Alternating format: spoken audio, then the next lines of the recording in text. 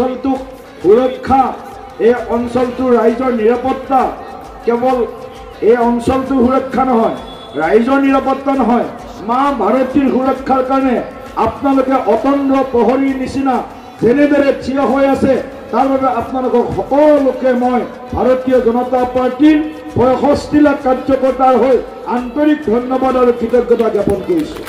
নিৰ্বাচনৰ যি আমাৰ লক্ষ্য, যি উদ্দেশ্যৰে আমি এই পঞ্চায়ত নিৰ্বাচনত অৱতীৰ্ণ হৈছোঁ, তাৰ মূল যিটো লক্ষ্য বা মূল যিটো উদ্দেশ্য, সেইটো হৈছে আমাৰ গ্ৰামাঞ্চলৰ ৰাইজক আমি সেৱাৰ মনোভাৱেৰে, সেৱা কৰাৰ মনোভাৱেৰে আমাৰ এখন স্থানীয় চৰকাৰ নিৰ্বাচিত কৰি ভাৰতবৰ্ষৰ শাসন ব্যৱস্থাত সিন্ডিকেট ইতিমধ্যে গোলগঞ্জ সমষ্টিত কংগ্রেসের সিন্ডিকেট আরম্ভ হয়েছে।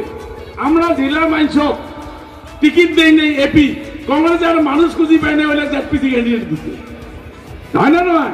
জানে না এই গোলগঞ্জ এই গঙ্গাধার জেডপিসি প্রাপ্তি খুঁজি পাই নাই, সিন্ধি দিয়ে আমার মানুষেরা টিকেছে।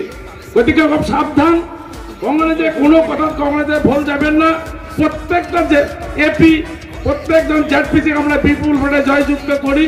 আমার সম্মানীয় রাজ্য সভাপতি আমরা গোলগঞ্জবাসী হয়ে আমরা আগন্ত 7 তারিখ আর 11 তারিখ নির্বাচনের জয়যুক্ত আমরা উপহার দেবো বলে বলছি। এই পবিত্র দিন আমরা সংকল্প নিলাম, এই অক্ষয় দ্বিতীয় দিন আমরা সবাই মিলে আমরা প্রতিজ্ঞা করলাম যে আমরা বিপুল ভোটে জয়যুক্ত হয়ে আমার প্রার্থী আমরা রাজ্যিক সভাপতি মাতা কি